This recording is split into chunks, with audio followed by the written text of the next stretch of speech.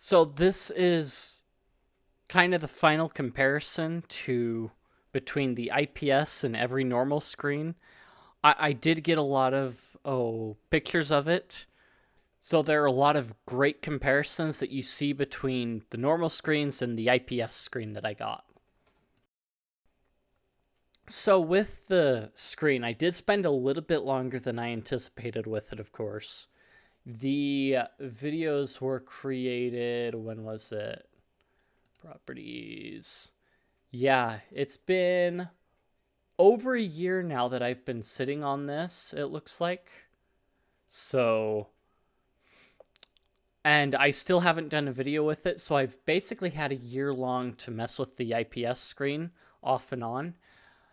And it really surprised me when I first turned it on how different it was, because this is very similar to the Funny Playing IPS screen. It didn't come with the same box or anything that you see from Funny Playing store, but it had much of the same properties in that, like, it was double the screen resolution, but it still like had a very crisp feel to it. So for like every 1 pixel, you had 4 pixels inside of it, and it looked like I was playing on an emulator, which like really took me off for a little bit. So you can kind of see the difference in the clarity between each screen, because I took the same game, of course, and put it across like different each one of the Game Boys. So I've got the AGS 100, AGS 101, and of course this Funny Playing screen. And being able to have all those comparisons with the lighting, how the light was, the back comparison of backlights and the front light, it was kind of amazing to see, and how the screen function as well.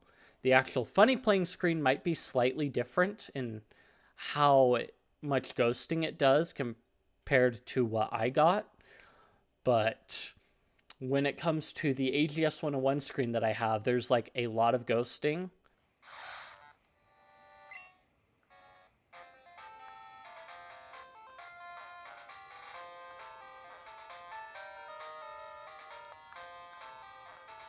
And then the AGS 100 screen doesn't really have that at all.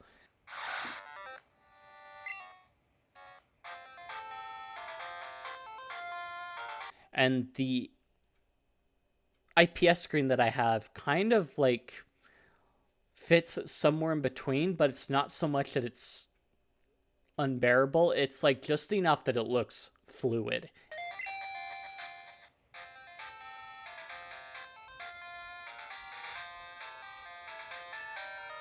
and nice. So the problem is, I'm not even sure if the crappy Samsung phone camera that I have even does it justice, but it's really cool to see. So looking back over the footage, it's like, that looks kind of nice-ish, but yeah. So in person, it does look really nice. Like I said, I felt like it's like an emulator almost that I'm playing these games on, but it's actual hardware that I'm using, so it's not got the same dips or downsides that you have with an emulator sometimes, depending on the accuracy of the emulator, of course. And it is kind of unreal to be playing ROM hacks on real hardware with a screen that's like this high quality and high resolution, that it kind of like just smooths everything out. You don't have the separation of pixels so much like you do on the other screens. And again, it gives it a different feel, but at the same time, it's like there's a slightly larger real estate that it's using. Downside is the logo isn't quite accurate for like the Game Boy Advance SP logo.